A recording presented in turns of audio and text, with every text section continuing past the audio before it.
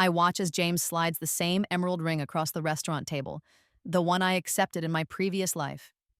This time, with my second chance, I smile politely and reach for it, feeling its familiar weight. It's beautiful, I say, my voice steady, unlike the trembling acceptance from before. The champagne tastes bitter. 5 years ago, in my first life, this proposal led me to abandon my scholarship to Paris, my career as an artist, everything, for a marriage that ended with him cheating with my sister while I worked 3 jobs to fund his medical school dreams. His hand covers mine, fingers pressing possessively. So is that a yes, Olivia? Behind my smile, I feel the power of knowing exactly how this story ends. James reached across the table and squeezed my hand. I can't wait to tell everyone, he said, his perfect white teeth gleaming under the restaurant's dim lighting. I twisted the emerald ring on my finger, remembering how in my first life I'd been so overwhelmed with joy I couldn't speak. Now I felt nothing but the cold calculation of a chess player seeing 5 moves ahead. Let's keep it between us for a few days, I suggested, stroking his ego. I want to savor this moment just between us before everyone starts asking about wedding dates. His eyes softened. He always loved the idea of having parts of me no one else could access. Whatever you want, babe. Whatever you want. The words echoed in my mind, hollow promises I'd heard before. In my previous life, what I wanted disappeared so gradually I barely noticed until it was too late. I excused myself to the bathroom, the weight of the ring already feeling like a shackle. The cold water I splashed on my face did nothing to calm the fire of determination burning inside me. In the mirror, I hardly recognized myself. This woman with calculated eyes and secrets. This was not the naive Olivia who died inside a little each day for 5 years. When I returned, James was texting someone, his expression smug. He quickly put his phone away. Everything okay? I asked, already knowing it wasn't. Just letting my mom know we're still at dinner, he lied smoothly. I'd check his phone later. I already knew what I'd find. A message to my sister Vanessa. She said yes. Everything's going according to plan. That night, as James slept beside me, I opened my laptop and checked my application status for the Parisian art program, the same one I'd abandoned 5 years ago in my first life. Application complete. Under review. I closed the laptop with a soft click, careful not to wake him. Unlike last time, I wouldn't make the mistake of telling anyone about it. The next morning, I woke to the smell of coffee and James humming in the kitchen. For a moment, the domesticity almost fooled me. Almost made me forget the night I found him and Vanessa together in our bed while I was supposed to be working the night shift. Morning, beautiful, he said, sliding a mug toward me. I was thinking we could visit my parents this weekend to share our news. I sipped the coffee, too sweet as always. He never remembered I preferred it bitter. I have a gallery showing on Saturday, I reminded him. We talked about this last week. His smile tightened at the edges. That little community center thing? Come on, Liv, this is important. My dad's been asking when we're going to make things official. And there it was, the first small erasure. I straightened my spine and forced a smile. The gallery showing is important, James. To me. Of course, I didn't mean... I know what you meant. I set down my mug and wrapped my arms around his neck, hating the contact but knowing it would diffuse his irritation. We'll go Sunday instead. I'll make your favorite dessert to bring. His posture relaxed. Crisis averted for now. Later that day, my phone buzzed with a text from Vanessa. Heard the big news. Dinner tonight to celebrate? Just us sisters? So James had told her already, despite our agreement. I wasn't surprised. In my first life, I'd never noticed how they always seemed to talk before I knew things. Love to, I responded. Can't wait to show you the ring. I met Vanessa at our usual spot, a trendy bistro downtown where she could be seen by the right people.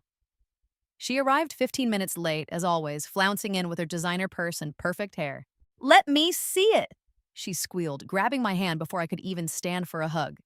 I watched her eyes assess the emerald, calculating its worth. In my previous life, I'd thought her excitement was for my happiness. Now I recognized the envy barely concealed beneath her smile. It's gorgeous, she said, but her eyes had already moved on. So, have you thought about dates yet? Venues? You should book immediately if you want anything decent. We're taking it slow, I said, sipping my water. Actually, I'm more focused on my art right now. I have a showing this weekend. Vanessa's smile flickered. That's nice. But once you're married to a doctor, you won't need to worry about selling paintings. I bit back the response I wanted to give. Maybe I enjoy worrying about it. She laughed as if I'd told a joke. Anyway, Mom and Dad are thrilled. Dad's already talking about how James is the son he never had. The familiar sting came, but duller now. In my first life, their obvious preference for James over my own accomplishments had devastated me. Now it was just confirmation that my plans were necessary. I've been meaning to ask, Vanessa said, leaning forward conspiratorially. Have you thought about where you'll live after the wedding? Because I might need a place soon. My roommate's boyfriend is moving in, and it's getting crowded. Just like before, it had started with just a few weeks and turned into months of her living with us, growing closer to James while I worked extra shifts to cover our bills. We haven't discussed it, I lied. Might be a bit early for that. Vanessa's phone chimed. She checked it and smiled, that private smile that had once seemed innocent. James says he's making dinner for you tonight. Better not keep him waiting. I felt a cold certainty. They'd been texting about me while we sat here, just like before. Walking home, the sunset painted the buildings gold and pink. I remembered this evening from my first life, the dinner, the wine, how James had casually mentioned that some opportunities aren't meant to be when I received my acceptance to Paris.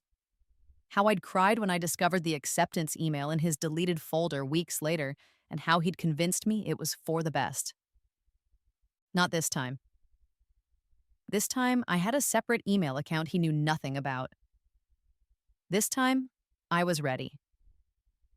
James had indeed made dinner, my favorite pasta, or what he thought was my favorite. He'd never noticed that I only ate it because he loved making it. The table was set with candles, wine already poured. To us, he said, raising his glass, and our future. I clinked my glass against his, smiling, to getting exactly what we deserve. He didn't notice the edge in my voice, too busy imagining the future he thought we'd have. I let him talk about residency programs, about the house we would buy in his parents' neighborhood, about the practice he would build. Never once did he ask about my dreams. That night, as he slept, I slipped out of bed and sent a confirmation email for my gallery showing.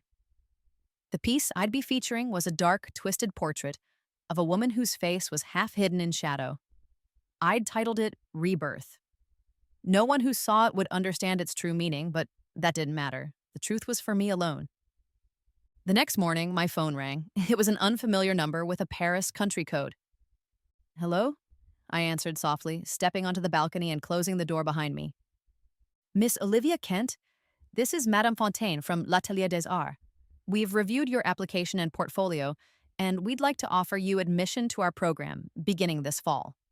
The same call I'd received in my first life, the opportunity I'd surrendered for James. I gripped the railing to steady myself, the morning air cool against my suddenly flushed skin. Thank you, I said, my voice surprisingly steady. I'm honored to accept. Wonderful. We'll email the details today. We look forward to welcoming you to Paris. As I ended the call, I turned to find James standing in the doorway, his expression unreadable. My heart froze. How much had he heard? Who was that? He asked, voice carefully neutral. Wrong number, I lied smoothly. Someone looking for a Daniel. He studied me for a moment, then nodded. I'm making coffee. Want some? Please, I said, following him inside, already planning my next move. Later that day, I received the email from L'Atelier. This time, I didn't open it on my home computer. This time, I didn't tell James about it with excited tears. This time, I forwarded it to my secret account and deleted all traces from my regular email. That evening, James accidentally used my laptop when his was acting strange. I pretended not to notice as he scrolled through my emails while I was cooking dinner. Let him look. He wouldn't find anything. Everything okay with your laptop? I asked innocently when he returned it. Fine now, he said with a smile that didn't reach his eyes. Hey, I was thinking, Why don't we look at some venues this weekend instead of the gallery thing? If we want a June wedding, we need to book soon. My gallery showing, the one I'd reminded him about just yesterday. I stirred the sauce slowly, counting to 10 in my head. We agreed we'd go to my showing, I said quietly. It's important to me, James. His expression darkened slightly. It's just some local artists in a community center live. This is our future we're talking about. I set down the spoon carefully. My art is part of my future, too. Of course it is, he backpedaled, coming to wrap his arms around me from behind. The touch made my skin crawl. Your hobby is important. I support that. But we need to be practical, too. Hobby. The word stabbed like it had the first time. I remembered how gradually he'd worn me down until I believed it myself. Until I was working retail and waiting tables instead of holding a paintbrush, all to support his dreams. You're right, I said, hating the words but knowing they were necessary. Let's compromise. We'll go to the showing for an hour, then look at venues Sunday. He kissed my cheek, satisfied with his victory. That's my girl. I returned to stirring the sauce, already making plans to move more money into my secret account. The next day, I met with a bank advisor during my lunch break. I'd like to open a separate savings account, I explained, one that won't be visible on my regular banking app or statements. The advisor, a woman about my age with knowing eyes, didn't ask questions. She'd probably helped dozens of women like me planning quiet escapes. We can set that up for you today, she said, sliding the paperwork across her desk. Would you like a different address for any correspondence? Yes, I said, writing down my work address, and I'd prefer all communications to be through email, if possible.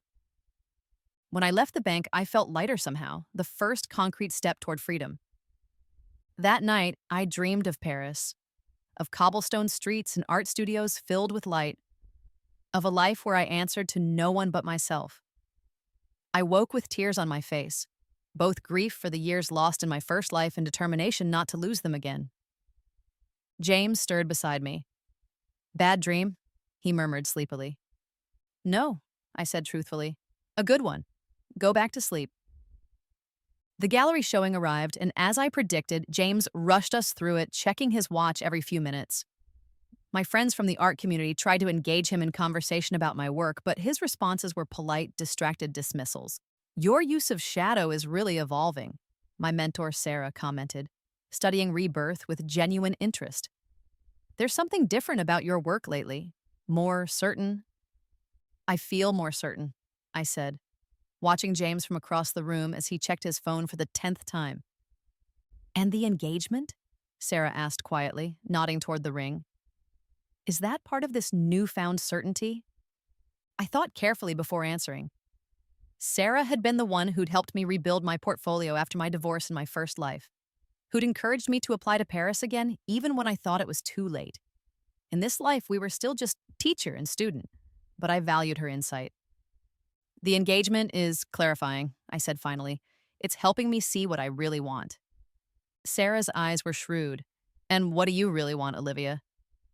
Before I could answer, James appeared at my side. We should head out if we want to make our dinner reservation, he said, not bothering to acknowledge Sarah. You go ahead, I said impulsively. I'd like to stay a bit longer. This is important to me. A flash of annoyance crossed his face before he masked it with a concerned smile. I made the reservation weeks ago, babe. They won't hold it much longer. You never mentioned a reservation, I said, keeping my voice light despite the familiar tension building between us. James laughed, a tight sound. Of course I did, remember, when we talked about the showing last week?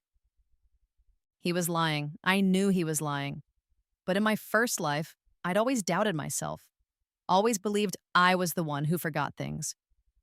Why don't I call and see if they can push it back? I suggested, pulling out my phone. What restaurant? Asked Sarah innocently. James hesitated just a fraction too long. Marino's. I love Marino's, Sarah said. I know the owner. I'll call him right now. James's jaw tightened. Actually, I think I got the name wrong. It's that new place downtown. Which one? Sarah pressed. You know what? It doesn't matter, James said, his mask of charm slipping. We can skip it. Stay as long as you want, Liv.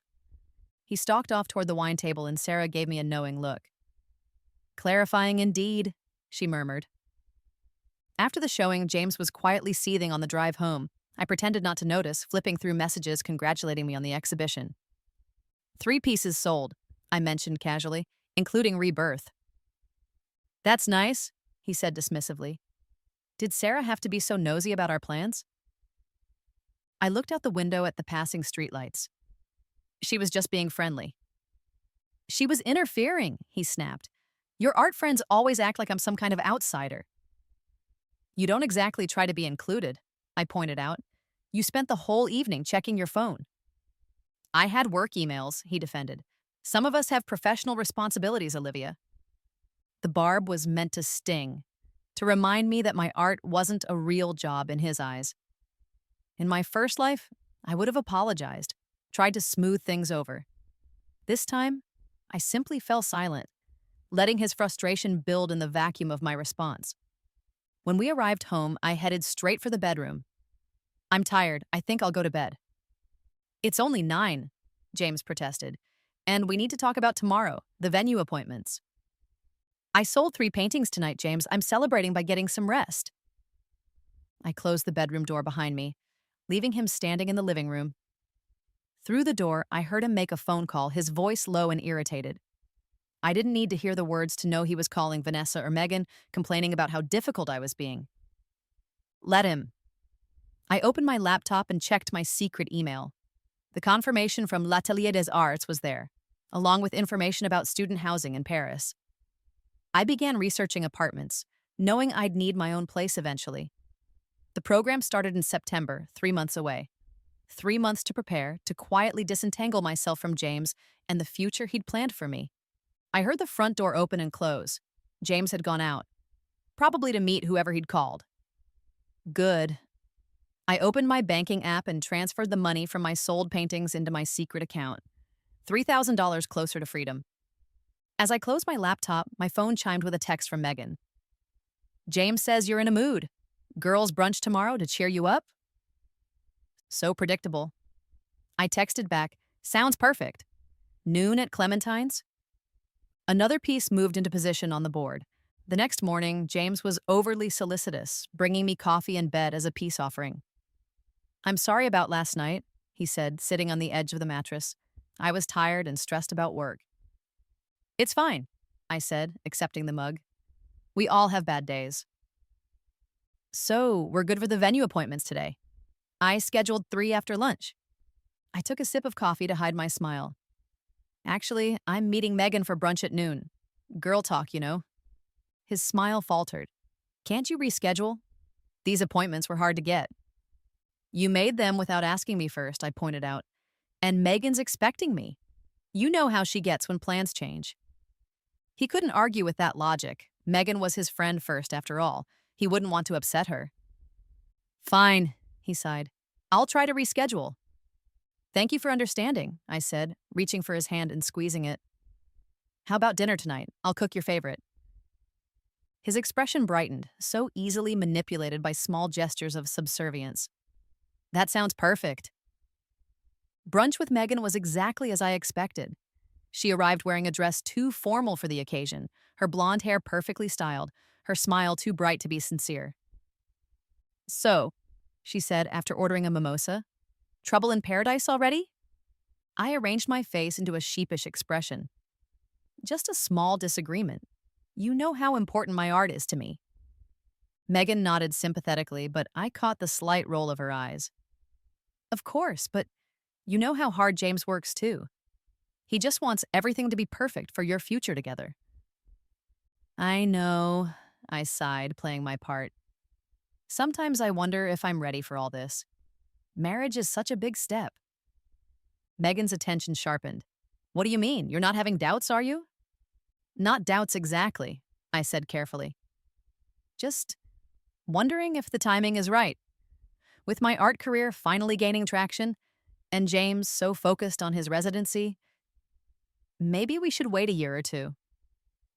I watched her fingers tighten around her mimosa glass. In my first life, I'd never noticed how she relished my relationship problems, how quickly she'd run to James with reports of my dissatisfaction. That's understandable, she said, clearly struggling to hide her excitement. Have you talked to James about this? Not yet, I admitted. I wanted to sort through my feelings first. That's why I wanted to talk to you. You've known James forever. Do you think he'd be upset if I suggested postponing the wedding? Not calling off the engagement, just extending it a bit. Megan's eyes gleamed with poorly concealed calculation. He might be surprised.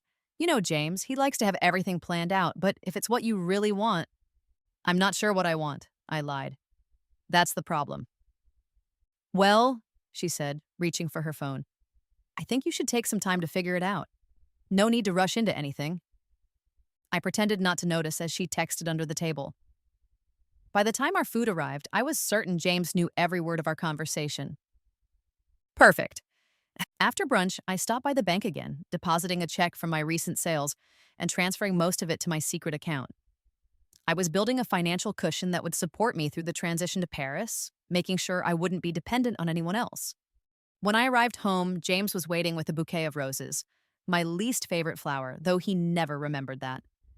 His smile was strained, his eyes searching my face for signs of the doubts Megan had undoubtedly reported. I thought we could stay in tonight, he said, pressing the roses into my hands. Order takeout, watch a movie, like we used to before things got so busy. That sounds nice, I said, burying my nose in the flowers to hide my smile. Let him think his charm offensive was working. Let him believe I could be won over with gestures and platitudes, just like before.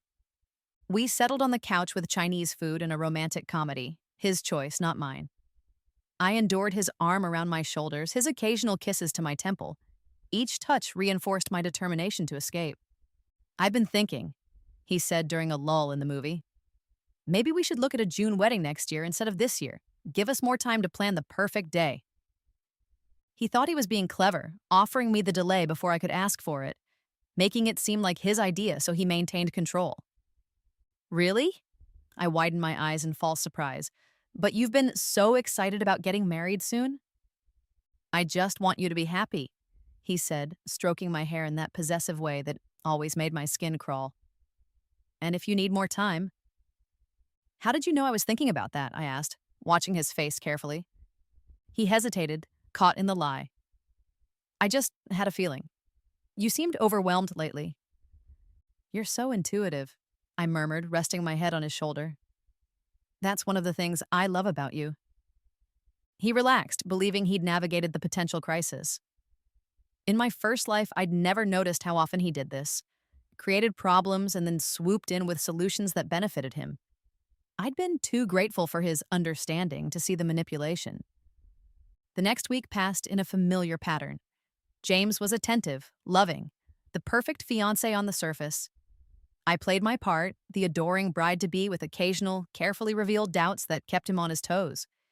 Meanwhile, I continued making preparations in secret. I sold more paintings, commissioned pieces for clients who now sought out my work. I researched Paris neighborhoods and international banking options. I started French lessons online, refreshing the language skills I'd abandoned in my first life. One evening, as I was sketching in the living room, James came home with Vanessa in tow. Look who I ran into at the coffee shop, he said, his smile too bright. Vanessa hugged me, her designer perfume overwhelming. I was just telling James I need a +1 for the charity gala next weekend. Mom and Dad will be there, and you know how they get when I show up alone. You should definitely go with her, James said, already taking off his coat like the matter was settled. You girls can make it a whole day, shopping, salon, the works. I set down my sketchbook, noting how they'd planned this without me. Just like always. Actually, I have plans next weekend, I said. The artist retreat upstate, remember? I've had it booked for months. James's expression faltered. That's the same weekend? Can't you reschedule? It's a scheduled event with limited spots, I explained patiently. Plus, I've already paid the non-refundable deposit. But family comes first, Vanessa insisted, giving me the wide-eyed look that had always made our parents cave to her demands. Mom's really counting on both of us being there. I'm sorry, I said, not sorry at all. My career is important too. An uncomfortable silence fell. In my first life, this would have been the point where I gave in, where I sacrificed my plans to keep everyone happy. They were waiting for me to do exactly that. I have an idea, James said finally. What if I come with you to the retreat for Friday night? Then we both go to the gala Saturday. Best of both worlds. I pretended to consider the suggestion, though the thought of James invading my creative space made me want to scream. Let me check if they allow guests, I said. It might be artists only. Well, figure it out, Vanessa said, her pleasant mask slipping slightly. Mom will be devastated if you're not there. After she left, James was quiet, watching me sketch with unusual intensity. You're different lately, he observed, more insistent about your art. I kept my pencil moving across the paper. Is that a bad thing? No, he said slowly, just different. You used to be more flexible. You mean I used to give in, I thought. I used to put everyone else first until there was nothing left of me. People change, I said simply. They figure out what matters to them.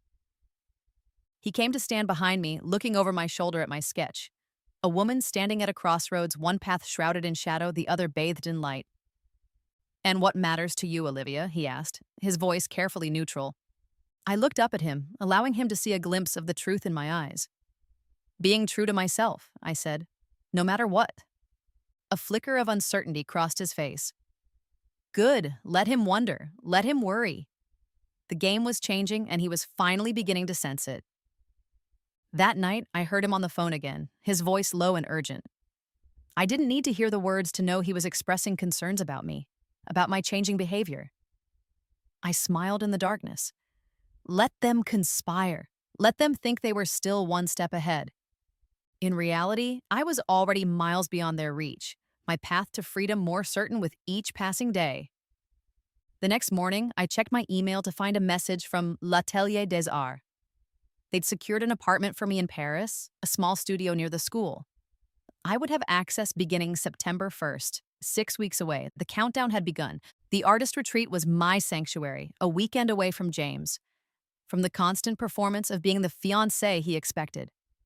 In a rustic cabin in the woods, surrounded by other artists, I felt like myself for the first time in weeks. Your work has such raw emotion, commented one of the instructors studying my latest painting. A woman breaking free from chains that turned to butterflies. There's pain here, but also hope. I'm processing some life changes, I said, not elaborating. Whatever you're going through, keep channeling it, she advised. This is powerful stuff. That night, I sat by the campfire with fellow artists, listening to their stories, their struggles and triumphs. In my first life, I'd given up these connections, the community that understood the creative drive. I'd isolated myself with James and his friends, people who spoke a different language than my soul did. My phone buzzed with a text from James. How's the retreat? Missing you. I sent back a brief response, then turned off my phone. For the next 24 hours, I existed only in the present moment, filling sketchbooks with ideas, my mind clearer than it had been in months. When I returned home Sunday evening, the apartment was empty. A note on the kitchen counter informed me that James had gone to his parents' house for dinner and would be back late. I unpacked my supplies, hanging my newest painting to dry in the spare room I used as a studio. Something felt off. I scanned the room, noticing subtle differences. My reference book slightly out of order, my supply cabinet not quite closed. James had been in here while I was gone. I checked my desk drawer where I kept sketches for upcoming projects. Everything seemed in place, but I couldn't shake the feeling of violation. In my first life, I'd ignored these intuitions, gaslighted myself into believing I was being paranoid. Not anymore. I opened my laptop and checked the browsing history. Cleared. But James wasn't as tech-savvy as he thought. I ran a recovery program and found what I suspected. He'd been searching through my email, my documents, looking for… what? Evidence of my doubts? Proof of plans he suspected I was making? He wouldn't have found anything incriminating. I was too careful for that. But the invasion of privacy was a reminder that time was running short. The walls were closing in, just as they had before. I heard his key in the lock and quickly closed the laptop, pasting on a smile as he entered. "There's my girl," he said, coming to kiss me. He smelled of his mother's perfume and expensive wine. "How was the art thing?" "Inspiring," I said truthfully. "I started a new series I'm really excited about." "That's great," he said, with the automatic encouragement of someone who didn't really care. Listen, we need to talk about the wedding. Mom has some ideas for venues. Of course she did. In my first life, his mother had gradually taken over every aspect of our wedding planning, turning it into the event she wanted rather than anything that reflected me. I thought we agreed to postpone till next year, I reminded him. Well, yes, but that doesn't mean we can't start planning. Good venues book a year or more in advance. I sighed inwardly. Can we discuss this tomorrow? I'm tired from the trip. His smile tightened. Sure, of course. He paused, studying my face. Did you get my texts about the gala? I turned my phone off for most of the retreat, I admitted. Was there a problem? Your sister called me, he said, watching for my reaction. She was pretty upset you missed the gala. Your parents asked for you. The guilt trip, right on schedule. I shrugged. I had prior commitments. They'll understand. Will they? James asked, his tone carefully neutral. Your dad mentioned something about reconsidering their wedding contribution when I talked to him. My father's financial threats, another familiar tactic from my first life. Back then, it had worked. I'd been so afraid of disappointing my parents, of losing their support, that I'd compromised myself over and over. That's their choice, I said, surprising myself with how little I cared. Our wedding, our decisions. James's eyebrows rose slightly. This isn't like you, Liv. Family has always been so important to you. It still is, I said, but so is self-respect. A flicker of something, concern, calculation, crossed his face before his phone chimed. He checked it, then frowned. Everything okay? I asked, already knowing it wasn't. Fine, he said dismissively. Just work. But I'd glimpsed the name on the screen. Megan. Always in the background, always waiting for her chance. In my first life, I'd found them together 6 months after our wedding, claiming they'd never meant for it to happen. The affair had been going on since before we said our vows. That night, as James slept beside me, I made another transfer to my secret account. The balance was growing steadily, enough now to support me for 6 months in Paris while I established myself. Freedom was within reach. I just needed to keep the facade intact a little longer. The next morning, I had coffee with Sarah from the gallery. I'd been careful to cultivate friendships outside James's circle this time, people who knew me as an artist first, not just as someone's fiancé. I've been offered a place in a program, I confided, keeping my voice low even though we were alone in her studio. Sarah's eyes lit up. Paris? I nodded, a genuine smile breaking through my careful composure. I start in September. That's incredible, she exclaimed, then hesitated. And James? James isn't part of the plan, I said simply. Sarah studied me for a long moment, then nodded slowly. You know what you're doing. This time, yes, I said cryptically. I need a favor, though. Can you hold some of my finished pieces here? I'll need to ship them to Paris eventually, but I can't store them at home. Of course, she agreed without hesitation. Anything else? I hesitated, then decided to trust her with a bit more. If anyone asks about my plans after the wedding, just say I'm still figuring things out, especially if it's my sister or a blonde named Megan. Sarah's eyebrows rose, but she didn't pry.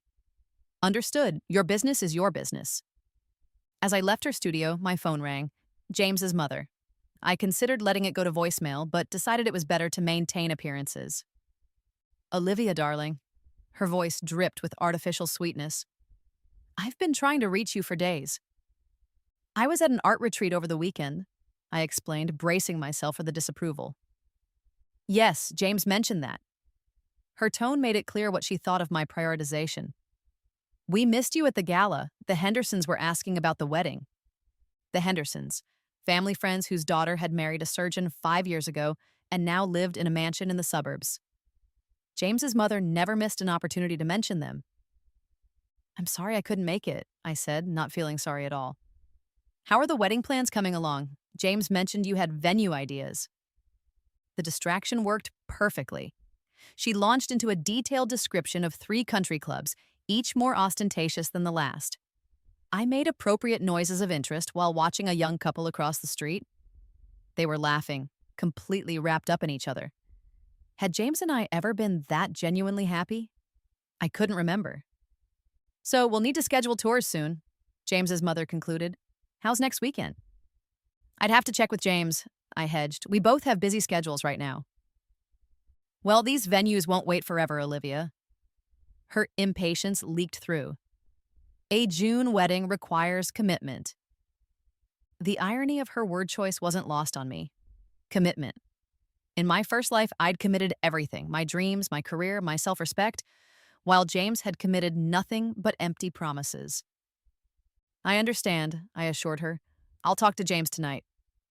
When I hung up, I felt the familiar pressure building in my chest, the sense of being slowly erased, replaced by someone else's vision of who I should be. In my first life, that pressure had built until I could barely breathe, until I no longer recognized myself in the mirror. Not this time. I pulled out my phone and checked the secure email app where I kept my Paris correspondence. 3 months until freedom. I just had to keep playing the game a little longer. That evening, James brought up the venues as I'd expected. Mom says we need to book tours ASAP, he said, showing me photos of sprawling estates with manicured gardens. She's worried about availability. I studied the images without enthusiasm. These look expensive. Dad's covering the venue, James said dismissively. He wants us to have the best. What he meant was his father wanted to show off to his colleagues, to demonstrate that his son had secured both a successful medical career and an appropriately supportive wife. I was just another status symbol. I had a different vision, I said carefully.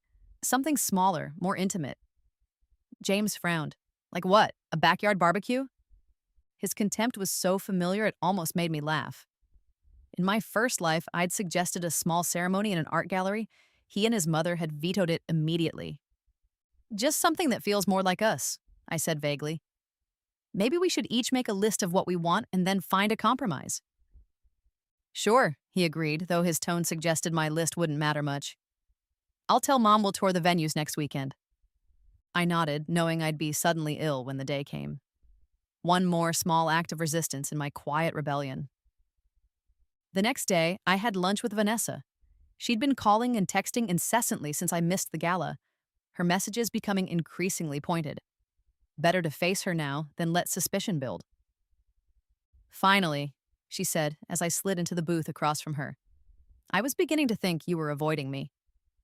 Just busy, I said lightly. How was the gala? Dull without you, she pouted, though I knew she'd reveled in having all the attention. Dad was asking all these questions about the wedding I couldn't answer. It was embarrassing.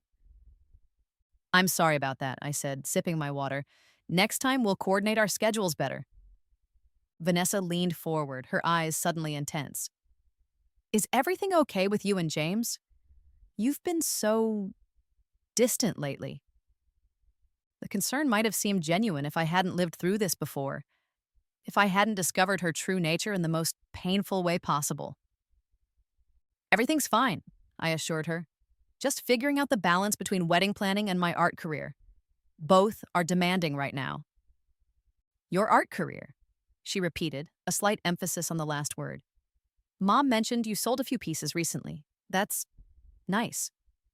The dismissal was subtle but clear.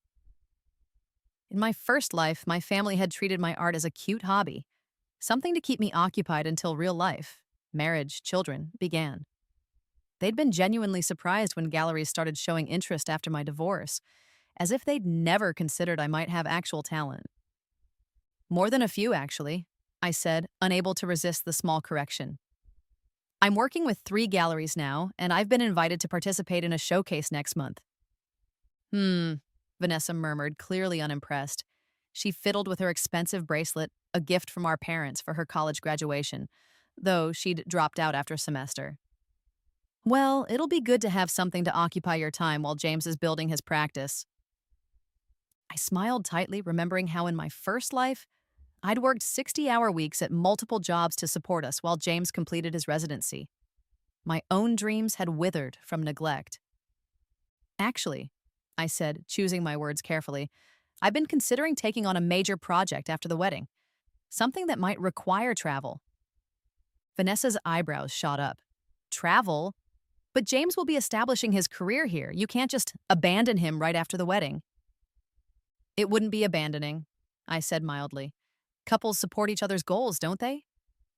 Well, yes, but Vanessa spluttered. Be realistic, Olivia. James needs to focus on his career right now. That's what provides your future security. And my career doesn't? I challenged, allowing a hint of steel to enter my voice. That's not what I. She stopped, recalibrating. I just mean it's different for men. Their careers are, well, you know. No, I said. I don't know. Why don't you explain it to me? Vanessa stared at me, clearly thrown by my unexpected backbone. In my first life, I'd nodded along to these patronizing lectures, internalized them until I believed my dreams were less important. I'm just trying to help, she said finally, her voice small and wounded, a tactic that had always worked on me before. You seem so different lately. I'm worried about you. I softened my expression, not wanting to push too far. I appreciate your concern, I said, but I'm fine.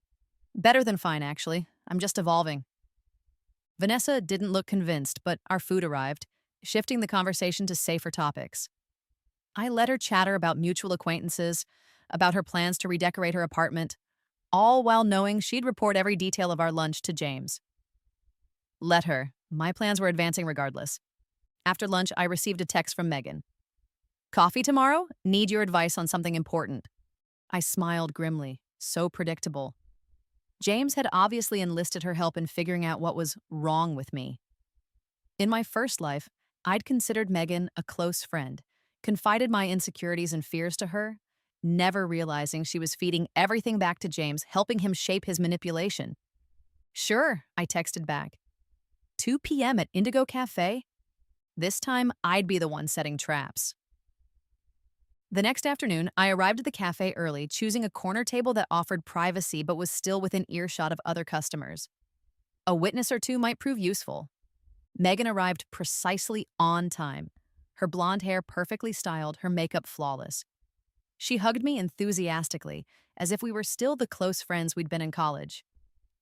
It's been too long, she gushed, sliding into the seat across from me. I miss our girl talks. Me too, I lied. What's going on with you? You mentioned needing advice? Megan bit her lip, a practiced gesture of vulnerability. Actually, it's about you. I had lunch with James yesterday, and he seems worried. Of course they'd had lunch. In my first life, I'd never questioned their frequent meetups, their private jokes, their lingering glances. I'd been too trusting, too willing to believe the best of people who didn't deserve it. Worried about what? I asked innocently. He thinks you're having doubts about the wedding, Megan said, reaching for my hand across the table.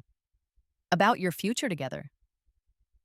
I pulled my hand back subtly, pretending to reach for my coffee. Did he say that? Not in so many words, she hedged. But he mentioned you've been distant, focused on your art stuff. He's afraid you're pulling away. I've been busy, I said with a shrug. We both have. That's normal, isn't it?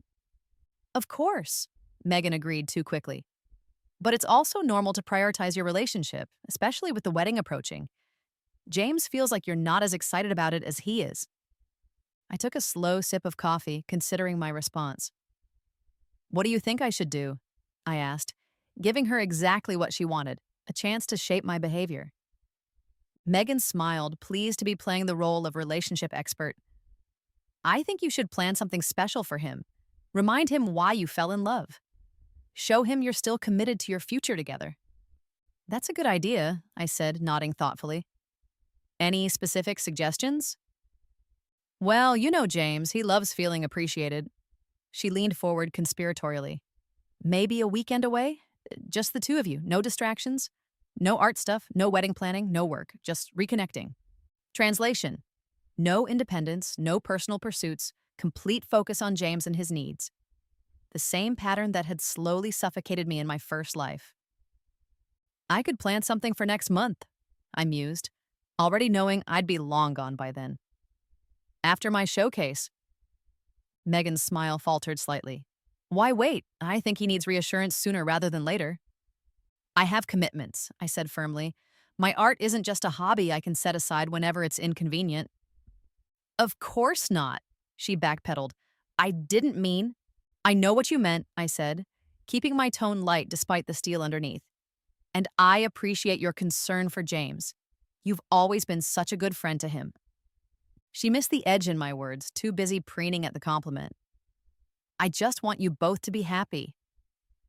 That's what I want too, I said truthfully. My happiness was exactly what I was working toward, just not in the way she imagined. As our coffee date wound down, I decided to set my trap.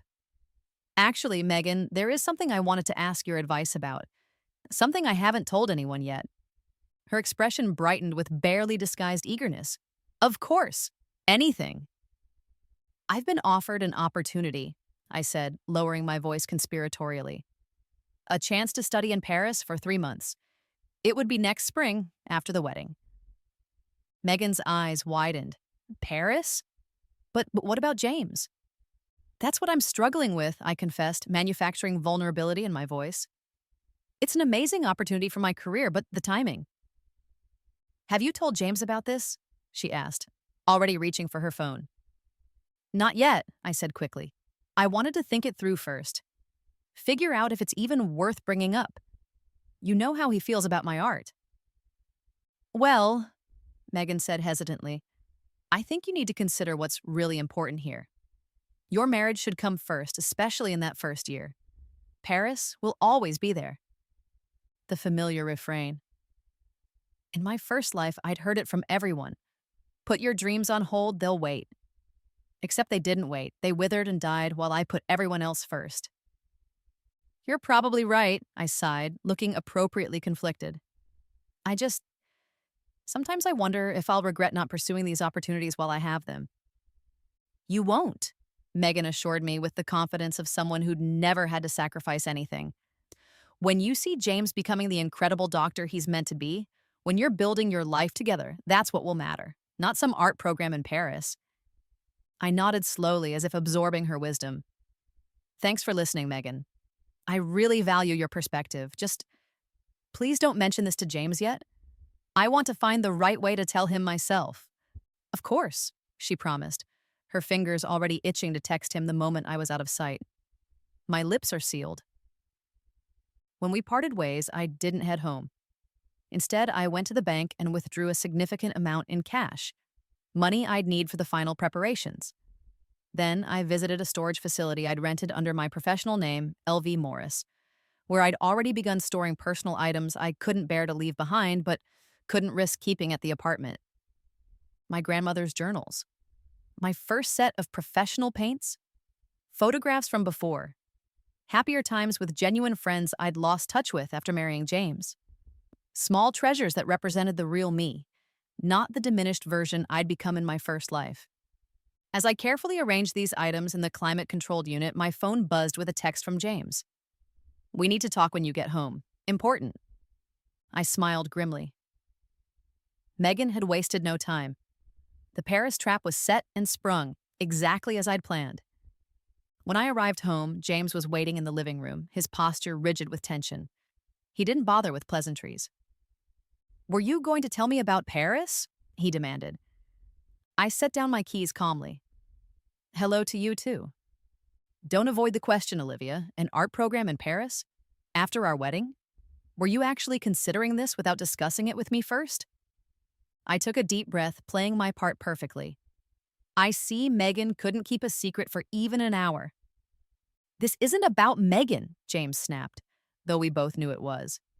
This is about you making major life decisions without consulting me. That's not how marriage works. I wasn't making decisions, I said, keeping my voice deliberately even. I was exploring options. There's a difference. Options that involve you moving to another continent right after our wedding? His voice rose incredulously. How do you think that makes me feel?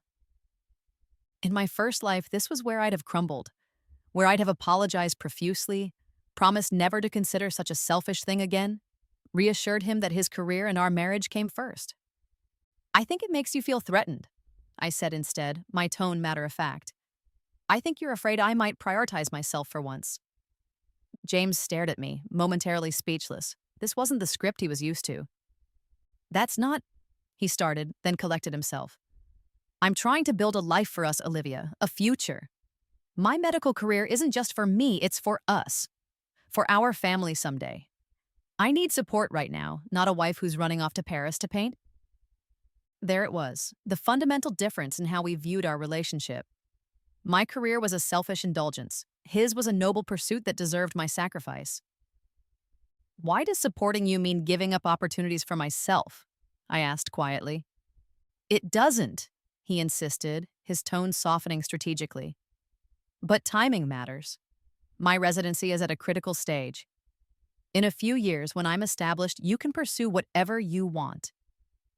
The same promise I'd heard before. Just wait, put yourself on hold. Someday it will be your turn. But that day never came. I haven't made any decisions, I said, giving him the reassurance he craved. I'm still thinking everything through. His posture relaxed slightly. We need to make these decisions together, Liv. That's all I'm saying. You're right, I agreed, moving toward the kitchen. I'm sorry for not bringing it up sooner. I'll make dinner and we can talk about it properly. Crisis averted. For now. As I prepared a meal I knew he loved, I felt him watching me from the doorway, his gaze calculating behind the affection. He thought he'd won this round, that I'd return to being the compliant partner he expected. Let him think that. In 6 weeks, I'd be gone. The next day, I received an email from Madame Fontaine at L'Atelier des Arts. She would be visiting New York for a gallery opening and wanted to meet me personally before my arrival in Paris. The timing couldn't have been better. James would be at a medical conference that weekend. I confirmed the meeting and spent the following days in a careful balancing act. I showed appropriate enthusiasm for wedding plans, accompanied James to dinner with his parents, worked on commissions that would provide my final financial cushion before departure, all while continuing my secret preparations for escape. One evening, as I was sketching in the living room, James sat down beside me, his expression unusually serious. I've been thinking about the Paris thing, he said, taking my hand. And I want you to know I support your art, Liv. I really do. I set down my pencil, wary of this sudden change of heart. Thank you. So I spoke with my father, and he's offered to help us. James smiled, clearly pleased with himself. He has connections at the Metropolitan Museum. He can get you an internship in their education department. You'd be teaching art to kids, sharing your passion. Isn't that perfect? And you wouldn't have to leave home. The trap was elegant in its design, appearing to support my art while channeling it into a safe, controlled environment that wouldn't threaten his plans or require my independence. In my first life, I'd have seen this as a generous compromise, evidence of his love. That's thoughtful, I managed, fighting to keep the disappointment from my voice. But teaching wasn't what I had in mind. I want to create, to develop my own work. James's smile tightened almost imperceptibly. This would just be temporary, a way to stay connected to art while I finish my residency. Then we can revisit your options. Always later, always someday. The perpetually receding horizon of my dreams. I'll think about it, I promised, knowing I would do no such thing. It's a generous offer. He kissed my forehead, satisfied that he'd found a solution that maintained his control while appearing supportive. I just want you to be happy, Liv, in ways that work for both of us. That night, I lay awake beside him, listening to his steady breathing, feeling the familiar sense of walls closing in. The Metropolitan Museum internship was exactly the kind of opportunity that had derailed me in my first life. Prestigious sounding, but ultimately a detour from my true path, designed to keep me tethered to James's world. 5 more weeks until Paris. I just had to maintain the facade a little longer. The weekend of Madame Fontaine's visit arrived, and I kissed James goodbye as he left for his conference, promising to use the time to think about the internship opportunity. The moment his car disappeared down the street, I felt a weight lift from my shoulders. I met Madame Fontaine at an upscale gallery in Chelsea, a tiny, elegant woman in her 70s with shrewd eyes that missed nothing. So you are the talented Miss Kent, she said, her French accent pronouncing my name with a lilt. Your work shows remarkable depth for someone so young. Thank you, I said, genuinely honored by her praise. I'm thrilled about the opportunity to study at L'Atelier. We are equally thrilled to have you, she assured me. Though I must admit, I was surprised when you applied again after so many years. We don't often receive second applications from artists who decline their initial acceptance. I froze, unprepared for this. I declined?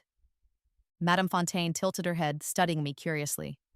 5 years ago, you were accepted to our program but wrote a very polite letter explaining you had decided to pursue other opportunities. In my first life, James had not only deleted my application email, he'd apparently sent a rejection on my behalf. The revelation struck me like a physical blow. I'd spent years believing I hadn't been good enough, that Paris had remained a dream because I hadn't measured up. The truth was far more sinister. I didn't write that letter, I said quietly, the pieces falling into place. It was written without my knowledge. Understanding dawned in Madame Fontaine's eyes. Ah, the fiancé mentioned in your application materials. I nodded, not trusting myself to speak. Well, she said briskly, what matters is that you are coming now. And based on your current portfolio, the delay has only strengthened your artistic voice. Sometimes the most difficult journeys produce the most profound art. We spent the next hour discussing practical matters, housing, studio space, the curriculum. When we finished, Madame Fontaine surprised me by pressing a small envelope into my hand. Your grandmother would have been proud, she said softly. I blinked in confusion. My grandmother? Vivienne Morris, she said, watching my reaction. She studied at L'Atelier in her youth, before marriage called her away from Paris. She was a dear friend. My hand trembled as I opened the envelope. Inside was a faded photograph of a young woman standing before an easel, her posture and profile hauntingly familiar, like looking at my own reflection across decades. I don't understand, I whispered. My grandmother was an accountant. She never painted. Madame Fontaine's expression shifted to sadness. Is that what they told you? Non, chérie. Vivienne was one of the most promising artists of her generation.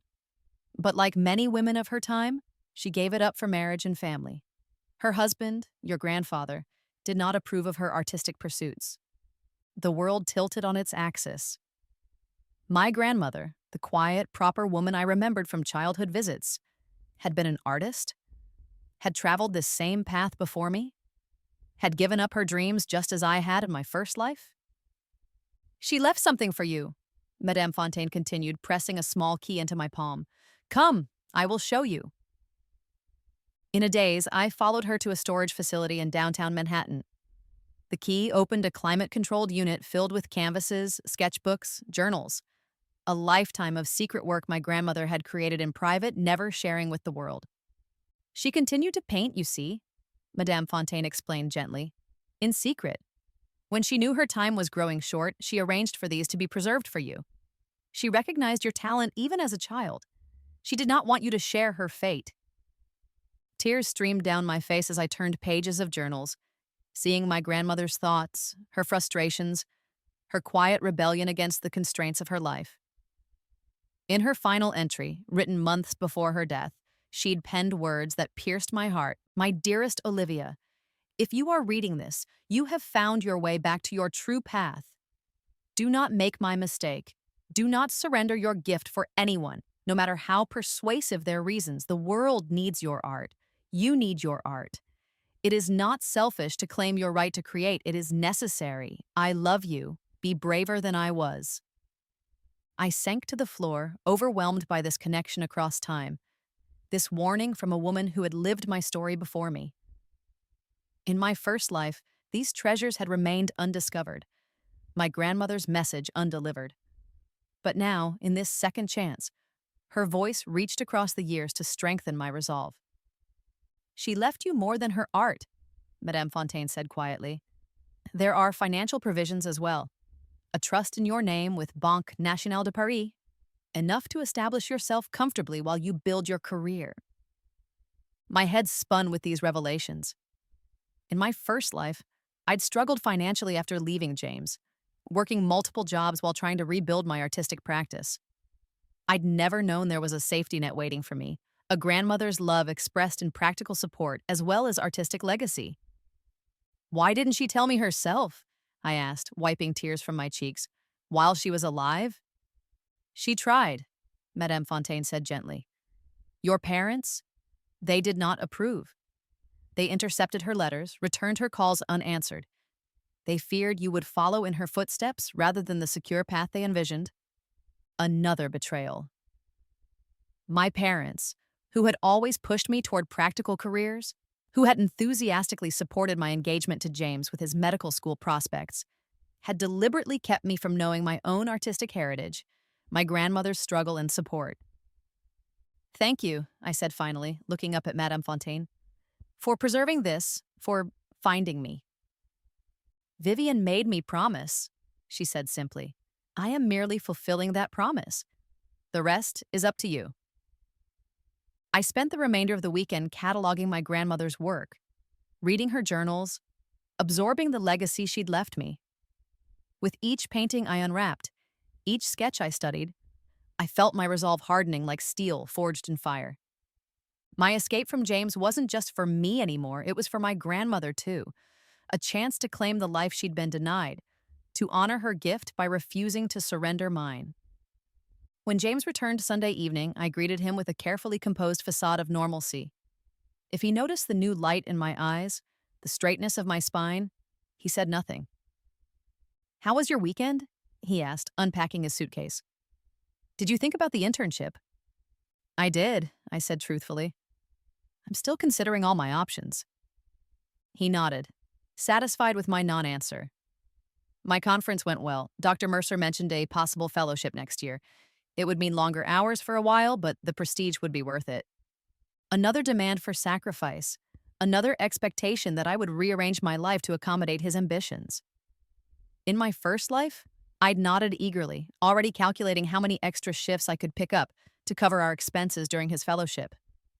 "That's great," I said neutrally. "You should definitely pursue it if it's what you want."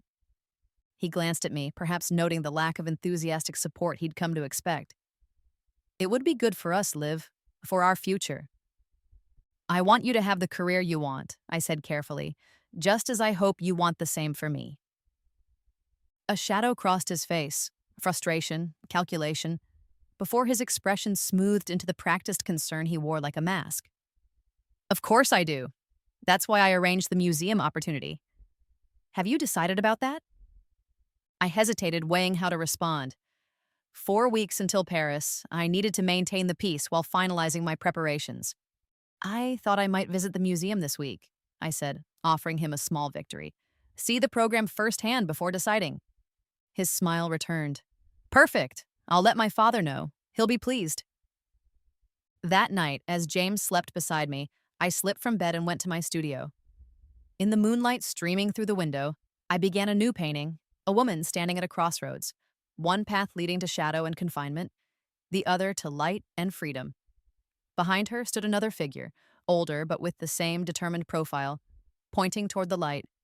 Grandmother and granddaughter. 2 generations of women faced with the same choice. But unlike Vivian, I would not surrender my dreams.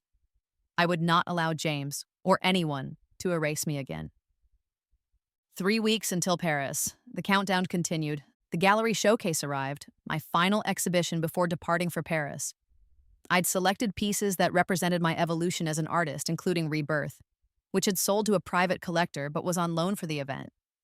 James attended because it would look strange if he didn't, but his discomfort was palpable as critics and collectors praised my work, as gallery owners discussed future exhibitions, as other artists engaged me in conversations about technique and inspiration.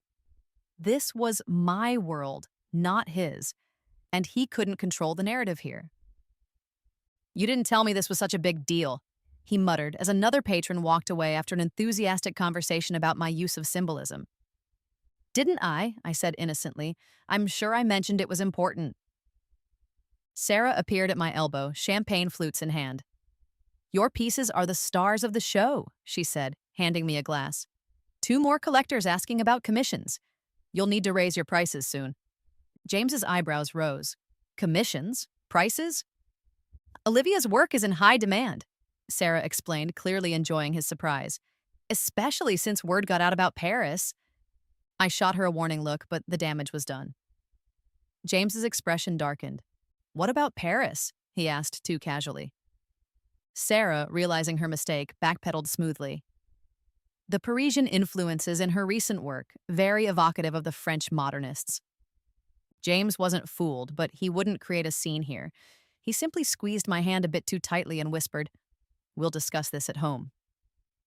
The confrontation I'd been anticipating for weeks had arrived. In my first life, it had been devastating. James discovering my Paris acceptance letter, his rage and manipulation, my tearful surrender of the opportunity. This time, I was prepared. When we arrived home, James didn't waste time on preliminaries. "You applied to Paris again," he stated flatly, "after we agreed you wouldn't." "We never agreed to that," I said calmly, pouring myself a glass of water. "You decided. There's a difference." "You told me you were still thinking about it," he exploded. "Meanwhile, you've already accepted? Were you planning to tell me at all or just disappear one day?" The irony of his accusation, so close to my actual plan, almost made me laugh. "I was going to tell you," I lied. "I was waiting for the right time." "The right time? When, Olivia? After the wedding? After I've committed my life to you?" I set down my glass carefully. "I haven't accepted yet," I said, another lie. "But I'm strongly considering it." This was the moment in my first life where I'd broken down, where I'd accepted his arguments about timing, about our future, about the selfishness of pursuing my dreams when he needed support for his, where I'd torn up the acceptance letter myself, proving my devotion. "This is insane," James said, pacing the living room. "We're getting married in 2 months. We're building a life together, and you want to move to Paris? For what? To paint?" The dismissive way he said paint, like it was a child's hobby, not a serious pursuit, strengthened my resolve. "For my career," I corrected, "for my future as an artist." "Your future is here," he insisted, "with me. We had plans, Olivia, a home, a family eventually. Are you willing to throw all that away for some fantasy?" It was the same script from before, the same pressure points. My art was a fantasy. Our life together was reality. My ambitions were selfish. His were practical. My dreams should bend. His were non-negotiable. "I'm not throwing anything away," I said carefully. "I'm pursuing an opportunity. People in relationships do that all the time. They support each other's goals, even when it's challenging." "This isn't a normal opportunity," James exclaimed. "It's another country, for months, right when I need you most." "And what about when I need you?" I asked quietly. "When does that matter?" He stared at me, genuinely baffled. "What are you talking about? I've always supported you." "Have you?" I challenged. "When was the last time you made a sacrifice for my career? Changed your plans to accommodate my goals?" "That's different," he dismissed. "My career is more important," I finished for him. "More real, more valuable." "I know. You've made that perfectly clear." "I never said that," he protested, but we both knew he didn't have to say it. It was embedded in every choice, every expectation, every plan he made without consulting me. "Look," he said, voice softening as he shifted to the conciliatory phase of manipulation I remembered so well. "I understand this matters to you, but the timing is impossible. Let's get through the wedding, the fellowship, get settled in our new home. Then we can revisit the Paris idea, maybe in a year or two." The delay tactic, the promise of someday that never came. "That's what you said last time," I murmured, the words slipping out before I could stop them. James frowned. "What are you talking about? What last time?" I recovered quickly. "When the opportunity first came up, 5 years ago. You said the timing wasn't right then either." His expression shifted, confusion giving way to calculation. "I don't remember that." "I do," I said quietly. "I remember everything, James." A heavy silence fell between us. In my first life, this was where I'd surrendered, where I'd chosen him over myself, beginning the slow erosion of my identity. This time, I held firm. "I need you to understand something," I said finally. "My art isn't a hobby or a fantasy. It's who I am. It's what I do. And anyone who truly loves me would support that, not just with words, but with actions." "I do support you," he insisted, reaching for my hands. "That's why I found the museum opportunity. A real chance to use your talents without disrupting our life together." Our life together. The phrase rang hollow. In truth, it had always been his life, with me orbiting like a satellite, providing light and warmth while receiving nothing in return. I need to think, I said, pulling away from his grasp. Alone. I'm going to sleep in the studio tonight? Olivia, he began, but I cut him off with a raised hand. I need space, James. Please respect that. In my first life, he would have followed me, would have worn down my resistance with a mixture of pleas and subtle threats until I gave in. This time, he simply nodded stiffly, recognizing something new in my demeanor, a boundary he couldn't cross. In the solitude of my studio, I closed my eyes and breathed deeply. 2 weeks until Paris. The confrontation had come earlier than I'd planned, but perhaps it was better this way. Better to let him think I was still deciding, that there was still a chance I would choose him over my dreams. It would make my disappearance less suspicious. The next morning, James was conciliatory, bringing me coffee and acting as if our argument had been a minor disagreement, rather than a fundamental clash of values. I've been thinking, he said carefully, maybe we could find a compromise on the Paris thing. I sipped the coffee, waiting. What if, he continued, you went for a shorter period? A month instead of 3, after the wedding, of course. I could even visit for a weekend. The magnanimous concession. In my first life, I'd accepted similar compromises that always seemed to shrink my opportunities while expanding his. A month was barely enough time to settle in, let alone benefit from the program. But I nodded thoughtfully as if considering. That might work, I said, giving him the false hope he needed. Let me think about it. His relief was palpable.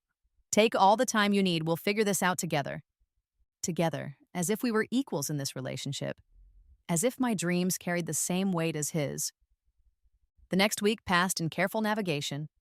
I maintained the appearance of normalcy, attending a cake tasting with James's mother, discussing venue options, even visiting the museum internship program as promised, all while continuing my secret preparations. I transferred the remaining balance of my regular savings account to my hidden one, leaving just enough to avoid suspicion. I arranged for my completed paintings to be shipped to Sarah's gallery for safekeeping. I sorted through my possessions, deciding what to take and what to leave behind. One evening, I received a call from my mother. Vanessa tells me you're considering some art program in Paris, she began without preamble. Right after the wedding, is that true? Of course, Vanessa knew. The family information network was as efficient as ever. I'm exploring options, I said neutrally. Nothing's decided. Olivia, my mother sighed, her disappointment radiating through the phone. You're about to start a new life with James. This isn't the time for distractions. Distractions. My career, my passion, my identity, all reduced to a distraction from what they considered my real purpose, supporting James. Did you know grandmother was an artist? I asked suddenly. A long silence followed.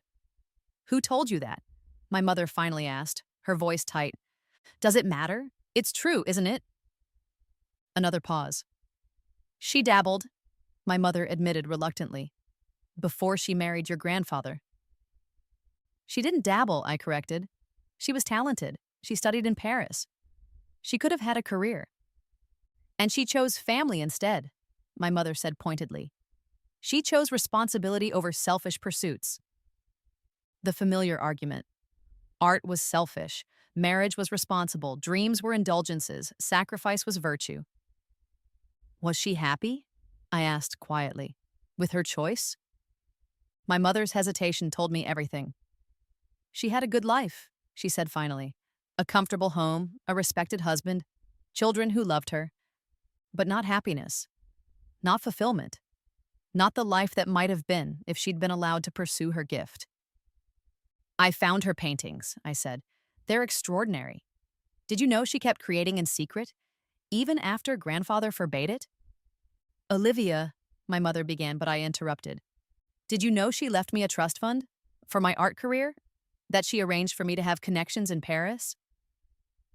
My mother's sharp intake of breath confirmed she hadn't known, or at least hadn't known the extent of my grandmother's preparations. Your father and I want what's best for you, she said finally. A stable life, security, the kind of future James can provide. And what about the kind of future I can provide for myself? I challenged. Art is unpredictable, she insisted. You could spend years struggling with nothing to show for it. James is offering you a sure thing, a comfortable life, status, stability. In my first life, these arguments had swayed me. The fear of failure, of instability, had led me to surrender my dreams for the false security James offered, a security that disappeared the moment he found someone else he preferred. "I need to go," I said simply. "We'll talk later." I ended the call before she could respond, feeling a strange mix of sadness and resolution. My mother, like my grandmother before her, had surrendered her authentic self to meet others' expectations. The pattern had repeated across generations. Until now, I would be the one to break the cycle. The next day, I visited Sarah's gallery with my most recent works for storage. As I was arranging the canvases in her back room, my phone buzzed with a text from Vanessa. "We need to talk. Coffee tomorrow?" I smiled grimly. The next phase of the intervention, right on schedule. In my first life, Vanessa had been the one to convince me that Paris was a selfish dream, that James deserved better, that I was risking everything for a fantasy. Her betrayal with James had come later, after I'd sacrificed everything for a marriage she then helped destroy. "Can't tomorrow," I texted back, working on a commission with a deadline. Her response was immediate. "This is important, Liv." "Family dinner tonight, then?" "Dad wants to talk to you. The full court press." James had clearly enlisted everyone, Megan, Vanessa, my parents, in his campaign to keep me compliant. In my first life, I'd given into this pressure, allowed myself to be manipulated by the people who claimed to love me. "Sorry, already have plans with James tonight." "Rain check?" I turned off my phone before she could respond. 10 days until Paris. I needed to avoid direct confrontations that might reveal my true intentions. When I returned home, I found James and Megan sitting at our kitchen table, their heads close together in earnest conversation. They sprang apart when I entered, guilt flashing across their faces before they composed themselves. "Liv!" Megan exclaimed too brightly. "I was just in the neighborhood and thought I'd drop by." "To see James?" I asked mildly, setting down my purse. "To see both of you," she corrected quickly. "About the wedding, I had some bridesmaid dress ideas." The transparent lie hung in the air. In my first life, I'd accepted these explanations, ignored the warning signs, trusted blindly until the evidence became impossible to deny. "How thoughtful," I said, keeping my tone light. "But I'm afraid I have a client meeting in an hour, so I need to get ready." James frowned. "You didn't mention a meeting." "Didn't I?" I shrugged. "Must have slipped my mind. It's just a potential commission, a corporate client looking for artwork for their new offices." "Oh," James said, clearly thrown by this evidence of my professional success. "Well, don't let us keep you." Megan stood awkwardly. "I should get going anyway. Think about those dress options, Liv. I really think the emerald would be perfect." Emerald. James's favorite color, not mine. Another small erasure, another replacement of my preferences with his. After Megan left, James was quiet, watching me as I gathered my portfolio and sketchbook. "What client?" he asked finally. "Henderson Financial," I lied smoothly. "They're redecorating their executive floor." "That sounds promising," he said, clearly struggling to show enthusiasm for my career when it threatened to become too real, too successful. "It could be," I agreed. "Their budget is substantial."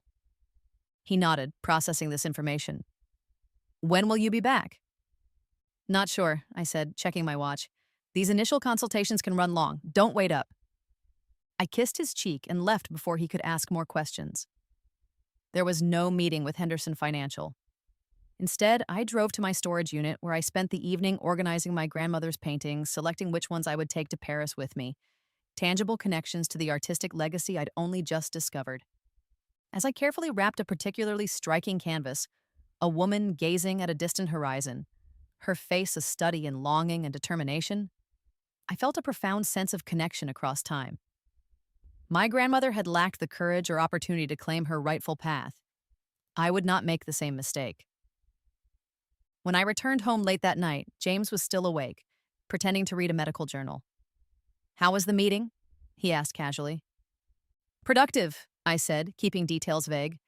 "They're interested in commissioning a series." He nodded, studying my face.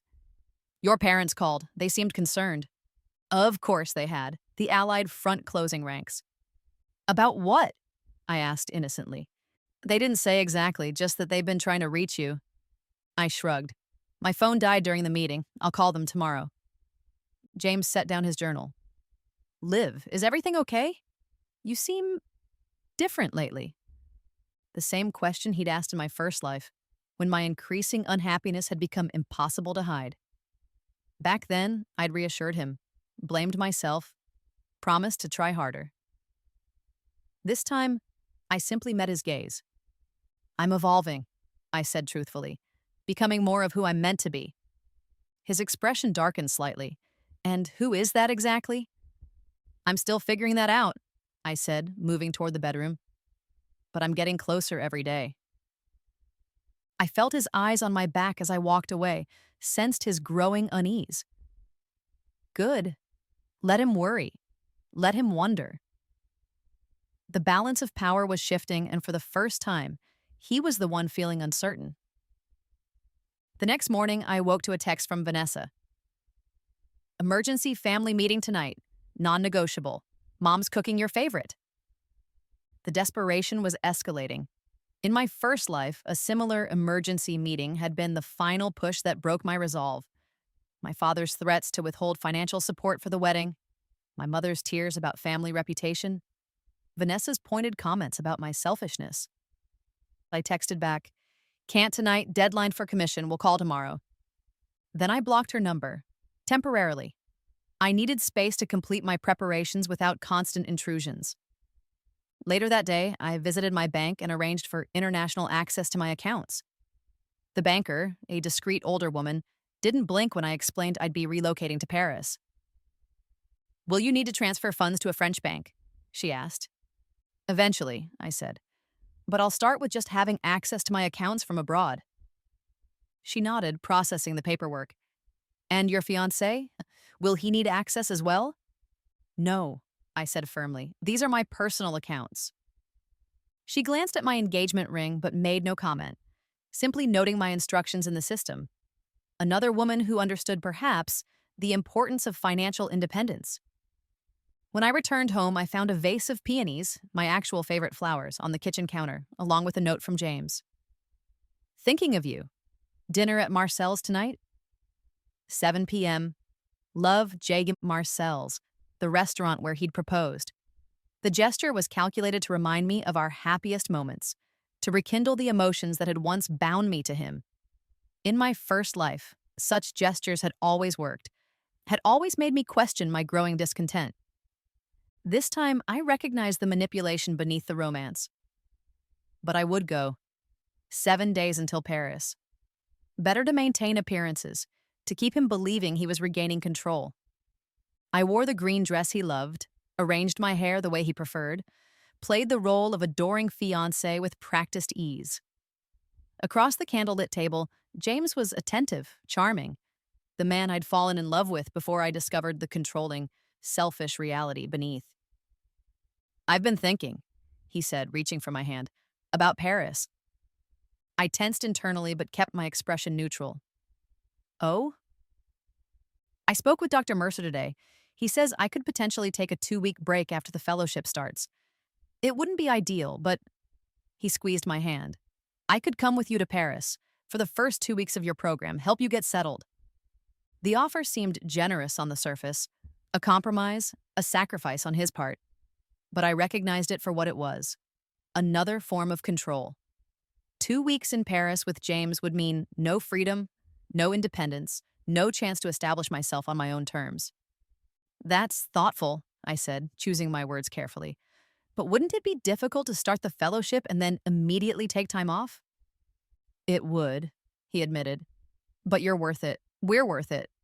I want to support your dreams, Liv. The irony was almost painful. In my first life, I'd begged for exactly this kind of support, this recognition of my needs. Now that it came, too little, too late, with strings attached, I could see it for the tactical maneuver it was. Let me think about it, I said, buying time. It's a big adjustment for both of us. He nodded, visibly pleased with what he perceived as progress. Take all the time you need. I'm not going anywhere. No, but I was. In 1 week, I would be gone, leaving behind the life I'd sacrificed for him in my first chance at existence. Leaving behind the manipulation, the subtle erasure, the slow death of my authentic self. The rest of dinner passed pleasantly enough. I let James talk about his fellowship, his plans for our future, the suburban house, the eventual children, the life that looked perfect from the outside but would suffocate me from within. I smiled and nodded in all the right places, playing the role one last time. As we walked to the car afterward, his arm around my waist, he pressed a kiss to my temple. I love you, Liv. We're going to figure this out. Together. Together, I repeated, the word hollow on my tongue. When we arrived home, he led me to the bedroom with obvious intent, his hands already working at the zipper of my dress. In my first life, I'd used physical intimacy to paper over our growing problems, to convince myself the relationship was still worth saving. This time, I gently disentangled myself from his embrace. I'm not feeling well, I said. Headache. Rain check? Disappointment flashed across his face before he composed it into concern. Of course, let me get you some aspirin. I accepted the pills with a grateful smile, then retreated to the bathroom, locking the door behind me.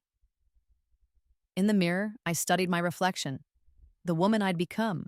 So different from the naive girl who'd surrendered her dreams the first time around. 5 days until Paris. Almost there.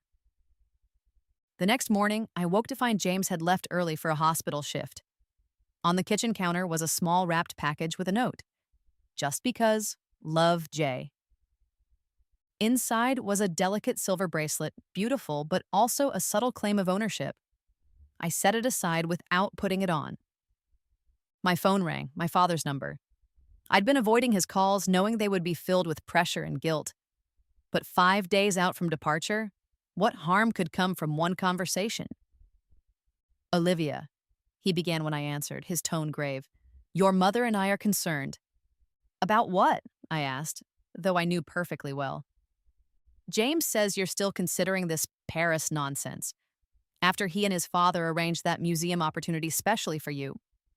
The familiar dismissal of my dreams as a nonsense. The implication that I should be grateful for the crumbs of support thrown my way. It's not nonsense, I said quietly. It's a prestigious program, a significant opportunity for my career. Your career, my father repeated skeptically. Olivia, be realistic. What kind of career can you build from painting? James is offering you security, stability, status. Why would you risk that for some artistic fantasy? In my first life, these arguments had cut deep, had made me question my own judgment, my own worth. Now they simply reinforced my determination to escape.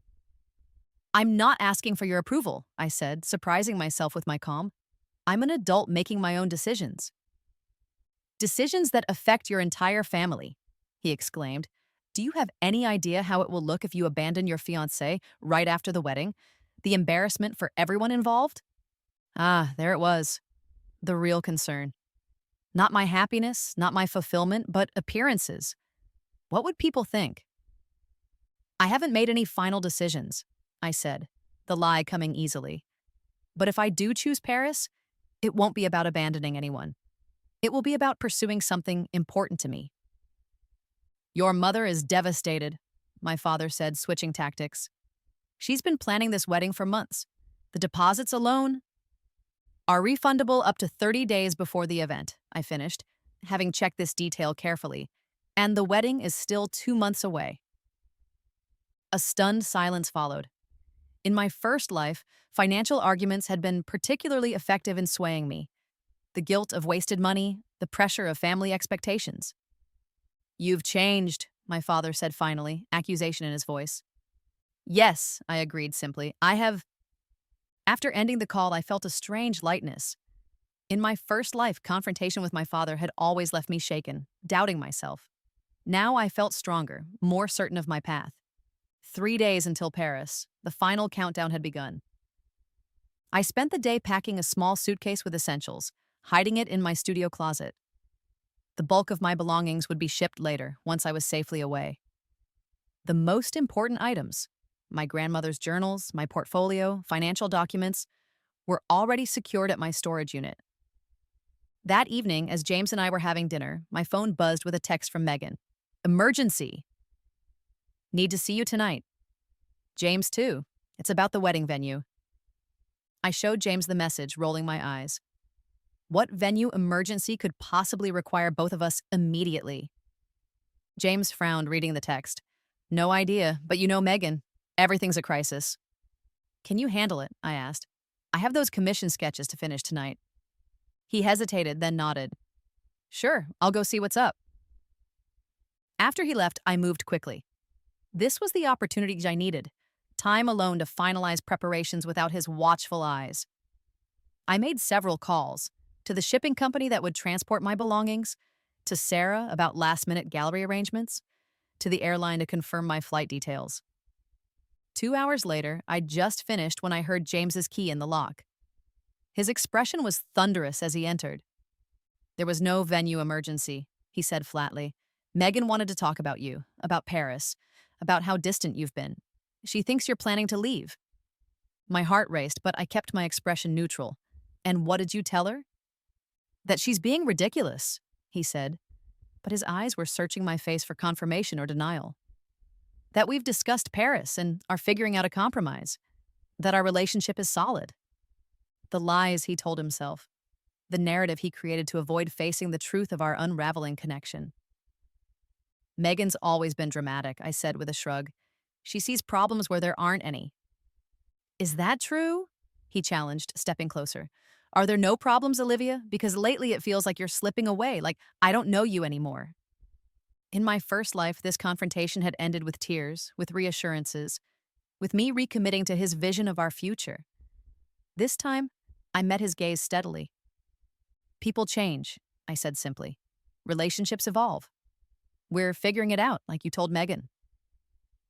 He studied me for a long moment, then nodded slowly, not entirely convinced, but willing to accept the surface calm. Right, we're figuring it out. 2 days until Paris. So close now I could almost taste the freedom. The next day passed in careful navigation. I attended a final appointment with the wedding planner, making approving noises about floral arrangements I knew would never be used. I had dinner with James and his parents, smiling through his mother's pointed comments about wives who support their husbands' ambitions. I even managed a brief coffee with Vanessa, deflecting her prying questions with vague assurances that everything was fine, that my Paris phase was being worked through. 1 day until Paris, the eve of freedom. That final night, as James slept beside me, I allowed myself a moment of reflection. In my first life, I'd surrendered everything for this man. My dreams, my identity, my self-respect. I'd worked multiple jobs to support his career while mine withered. I'd accepted his control, his dismissal, his eventual betrayal. And then I'd died, broken, bitter, filled with regrets for the path not taken. Now, by some miracle, I had a second chance. A chance to choose differently, to claim the life I was meant to live, to honor my grandmother's legacy and my own gifts. Dawn broke on my final day. I rose early, dressed quietly, and slipped into my studio to retrieve my packed suitcase. In the kitchen, I left an envelope containing my engagement ring and a brief note. I choose my dreams this time. Don't try to find me. No explanations, no apologies. He didn't deserve them, and I no longer needed to give them. As I loaded my suitcase into my car, I felt a presence behind me. Turning, I found Vanessa standing on the sidewalk, her expression incredulous. "What are you doing?" she demanded. "Are you leaving?" I should have anticipated this, her tendency to show up unannounced, her constant monitoring of my life. But it didn't matter now. Nothing could stop me. "Yes," I said simply. "I am." "You can't just leave," she exclaimed. "What about James? The wedding? Everything we've planned?" "Everything you've planned," I corrected. "Not me. Never me." She stared at me, confusion giving way to calculation. "Is this about Paris? That art program?" "Olivia, be serious. You can't throw away a future with James for some hobby." The familiar dismissal. The same words that had swayed me in my first life. "It's not a hobby," I said calmly. "It's my career, my passion, my life. And I'm done sacrificing it for people who never valued it in the first place." "He'll be devastated," she tried, a last attempt at manipulation. "You're breaking his heart." I thought of my own broken heart in my first life, shattered by discovering James and Vanessa together, by the betrayal of the two people I'd trusted most. "He'll survive," I said dryly. "You'll make sure of that, won't you, Vanessa?" Her eyes widened at my implication. In my first life, she'd waited until after the wedding to pursue James. This time, I was removing the obstacles to their betrayal before it could hurt me again. "I don't know what you're talking about," she stammered, but the guilty flush in her cheeks told me otherwise. "Goodbye, Vanessa," I said, getting into my car. "Enjoy the life you've always wanted. My leftovers." Again. I drove away, leaving her standing speechless on the sidewalk. Free, finally free. At the airport, I checked in for my flight to Paris, my heart lighter with each step toward the gate. I'd done it. Escaped the trap that had claimed my first life, broken the cycle of sacrifice and erasure that had claimed my grandmother before me. As the plane took off, I watched the city recede below me, the place where I'd once died a slow death of compromise and surrender. Ahead lay Paris, my art, my rightful path, the life I was always meant to live. And I didn't say goodbye to the old Olivia, the one who gave up everything for a man who valued nothing. She was already gone, reborn into someone stronger, braver, true to herself at last. This time, I chose me. 1 year later, I stand on the balcony of my Paris apartment, watching the sunset paint the city in shades of gold and rose. Below, the Seine reflects the fading light, flowing endlessly toward horizons I once thought beyond my reach. My latest exhibition has just closed, a tremendous success. Critics are calling L.V. Morris a revelation, a voice both fresh and timeless. I no longer use a pseudonym. I've reclaimed my grandmother's name and legacy proudly. In my studio, canvases line the walls, some completed, others in progress. Each one a declaration of the self I've reclaimed, the voice I've found, the freedom I've claimed. Among them hang several of my grandmother's works, our artistic conversations spanning generations. I receive occasional emails from my mother. She's in therapy, trying to understand her role in suppressing both her mother's dreams and mine. I answer some of them, not all. Healing happens at its own pace. I've heard nothing from James. According to Sarah, who remains my friend and gallery representative in New York, he married Megan 6 months after my departure, a hasty ceremony that raised eyebrows among their social circle. The narrative they spread about me was predictable, unstable, selfish, mentally unwell. I don't care. Their opinions no longer define me. What defines me now is my work, my choices, my authentic self. The woman who stands on this balcony bears little resemblance to the one who once surrendered her dreams for a man who never deserved them. My phone chimes with a message from Antoine, a fellow artist I've been seeing casually. "Dinner tonight? The new place on Rue Saint-Honoré?" I smile, typing back, 7 o'clock. I'll meet you there. Unlike James, Antoine understands my need for independence, respects my dedication to my work. We enjoy each other's company without demands or expectations. Whether it develops into something more serious is yet to be seen, but this time, I won't lose myself in anyone else's expectations. As the last light fades from the sky, I return to my easel, where a new painting takes shape. A woman standing tall amidst a storm, her face turned toward the breaking light. Not running from darkness, but moving confidently toward brightness of her own making. Sometimes I dream of my old life, of the slow suffocation of my spirit as I diminished myself for others. I wake from these dreams, not in fear, but in gratitude for my second chance. And I've learned that love, true love, doesn't require sacrifice of self. It doesn't demand the abandonment of dreams or the shrinking of ambitions. True love expands, supports, celebrates the fullness of who we are. I haven't found that love yet, but I've found something more important, myself. In my small Parisian apartment with paint on my hands and light in my soul, I am exactly who I was always meant to be, free, fulfilled, unapologetically me, and I never regretted it, not for a single day.